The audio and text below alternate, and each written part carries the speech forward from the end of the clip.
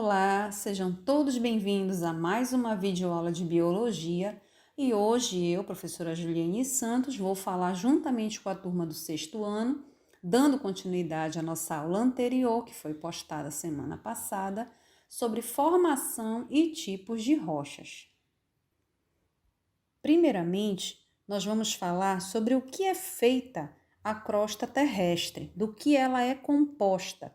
Bom, na crosta terrestre, nós encontramos minerais isolados ou reunidos, formando rochas. Quando a partir desse mineral se obtém um produto de interesse econômico, ou seja, aquele material que nós podemos vender, esse mineral passa a ser chamado de minério. Nos minérios, esse metal ele pode ocorrer de forma pura ou se combinando com outras substâncias. Você conhece minérios em que o metal ocorre de forma pura? Não? Bom, pois o ouro, a prata, a platina e o cobre podem ocorrer como metais puros. Entre os minérios extraídos no Brasil, nós podemos citar os seguintes: a hematita, que é o minério de ferro, a bauxita, que é o minério de alumínio, a cassiterita, que é o minério de estanho, pirita, que é o minério de enxofre, galena, que é o minério de chumbo. E o lugar onde ocorre grande concentração de um determinado minério, nós denominamos de jazida. Jazida de ferro, jazida de alumínio, jazida de estanho e assim por diante. Bom, nós agora sabemos que a partir dessa crosta terrestre também são formadas as rochas, dessa reunião de pequenos minerais que se formam ali isoladamente. Agora nós vamos falar um pouquinho, de acordo com a origem, como elas podem ser chamadas. Nós temos as rochas magmáticas, sedimentares e metamórficas. Primeiramente, nós vamos falar sobre as rochas magmáticas. Então, as rochas magmáticas, também chamadas de ígneas, formaram-se pelo resfriamento do magma e são, em volume, as predominantes na crosta terrestre. Foram as primeiras rochas formadas na Terra e deram origem a outros tipos de rochas. Alguns tipos de rochas magmáticas se formam no interior, dentro da crosta terrestre. O resfriamento do magma, nesse caso, ele foi de forma muito lenta. E como exemplo, nós podemos citar o granito, tá? Então, tipo de rocha que se forma no interior da crosta terrestre pelo resfriamento lento do magma, como exemplo, nós temos o granito. Ele se encontra formando a estrutura cristalina abaixo dos continentes. Lembrando, tá, que para as rochas que se formam do resfriamento lento do magma abaixo da superfície, nós vamos dizer que são rochas intrusivas ou plutônicas. Já as rochas que se dão pelo resfriamento rápido do magma, que ocorre na própria superfície, nós denominamos de rochas extrusivas ou vulcânicas, que são elas que nós vamos falar agora.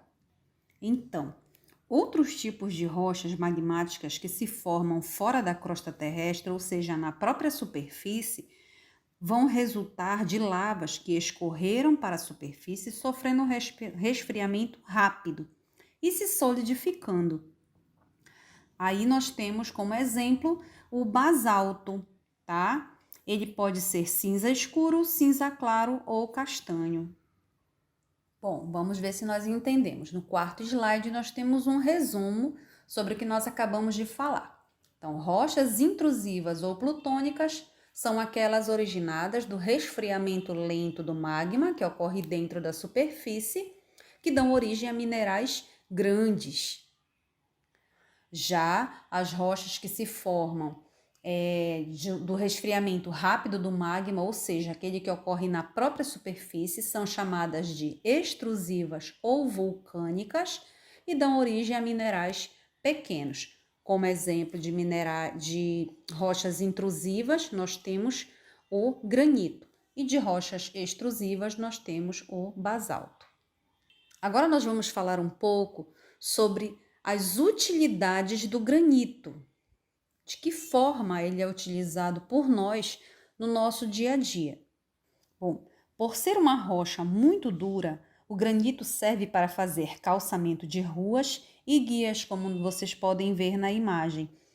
Quando bem polido ou lixado, ele é usado para revestir paredes, pisos, túmulos e balcões de pias.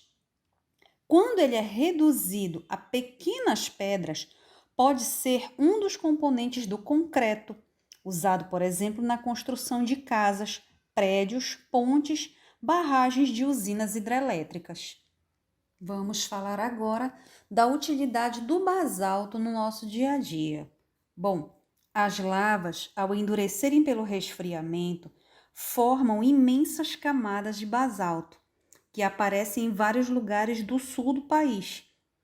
A decomposição do basalto vai dar origem ao que a gente chama de terra roxa. É uma terra muito fértil que determinou grande desenvolvimento da agricultura nos estados de São Paulo, Paraná, Mato Grosso do Sul, Santa Catarina e Rio Grande do Sul. Entre outros empregos, o basalto é muito usado também como pedra britada para concreto e no revestimento de calçadas, como vocês podem observar nas imagens. Uma rocha muito interessante formada fora da nossa crosta, que também é um exemplo de rocha magmática extrusiva, é a pedra pómez, resultante do resfriamento muito rápido da lava vulcânica. Ela se caracteriza por ser extremamente leve e porosa. A estrutura porosa deve-se às bolhas de gás que escaparam durante a solidificação. Essa pedra pómez ela tem uso doméstico, servindo como abrasivo para remover pele velha e calosidades. Agora nós vamos falar sobre as rochas sedimentares. As rochas podem sofrer processo de desgaste com o tempo. Esse desgaste ele pode acontecer por causas químicas ou por causas físicas. Chamamos de químicas as causas quais substâncias reagem com a rocha, modificando-a. Um exemplo desse tipo de rocha é a alteração causada pela chuva ácida. Em razão do aumento da acidez da chuva por causa do seu contato com poluentes presentes na atmosfera, ela passa a ter ação corrosiva sobre fios metálicos, monumentos de rochas e mármores e também se torna prejudicial às plantas e aos animais, porque ela vai deteriorar esses seres vivos também. O desgaste físico da rocha é conhecido pelo fenômeno de erosão, que pode ocorrer pela ação dos ventos ou por variação de temperatura, que são fenômenos da natureza. Bom, a erosão causada pelo vento, em milhares e até milhões de anos, vai desgastar as partes mais frágeis das rochas e conservar as partes mais duras. Já a erosão causada pela variação de temperatura faz com que a rocha aumente ou diminua de volume. Quando aquecida, aumenta de volume. Quando esfriada, diminui de volume. Isso faz com que a rocha se quebre. Essa erosão pode também acontecer quando a água entra em cavidades de rochas e depois se congela. Ao congelar, a água aumenta de volume, provocando rachaduras na rocha. Por meio desse desgaste, as rochas magmáticas fragmentam-se em partículas menores, como areia, argilo e seixos. Essas partículas podem ser denominadas de sedimentos. Esses sedimentos são transportados pelo vento, água, geleiras e depositados em depressões do terreno, juntamente com restos de animais e plantas. Após muito tempo, as camadas mais profundas dos sedimentos sofrem pressão das camadas mais superficiais e acabam por endurecer, formando assim uma rocha sedimentar. Vale lembrar que quando essa rocha ela é formada, ela acaba deixando ficar no seu interior esses restos de animais e plantas, ou seja, são restos que vão ficar fossilizados. Então, onde nós podemos encontrar fósseis de animais ou plantas que viveram em épocas antepassadas? Nas rochas sedimentares.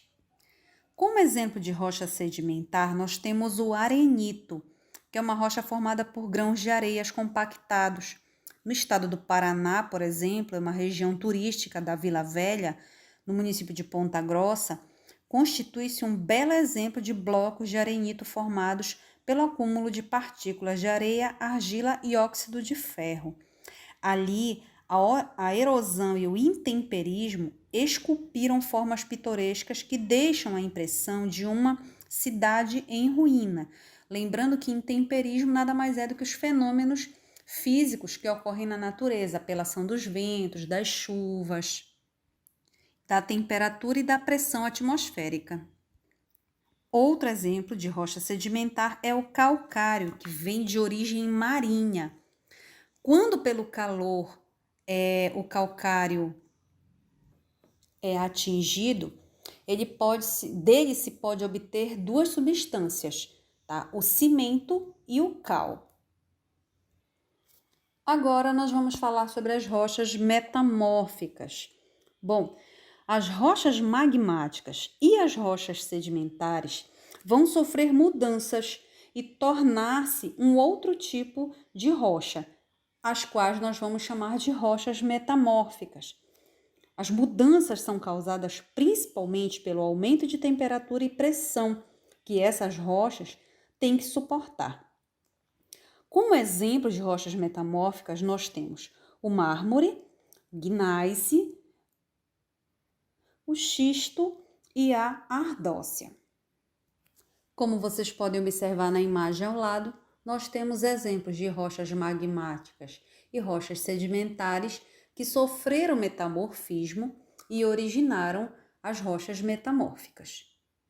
E no nosso último slide nós temos um resumo sobre a aula de hoje, tá? Onde vocês podem estar encontrando a classificação de acordo com a forma que essas rochas apresentam, né? A origem de onde elas vêm, magmáticas, sedimentares ou metamórficas, os exemplos de cada uma delas e o que se pode extrair, como no exemplo do granito, que nós vemos que se transforma em quartzo, feldespato e mica, o calcário, de onde eu obtenho cimento e a cal, e claro, muitos outros exemplos que vocês podem estar encontrando também em sites na internet, né, que falam sobre esse assunto, né. Então, desde já, eu deixo aqui um grande abraço, que todos tenham uma boa semana de aula, curtam a nossa aula, curtam o nosso canal, um grande abraço a todos e até a próxima aula.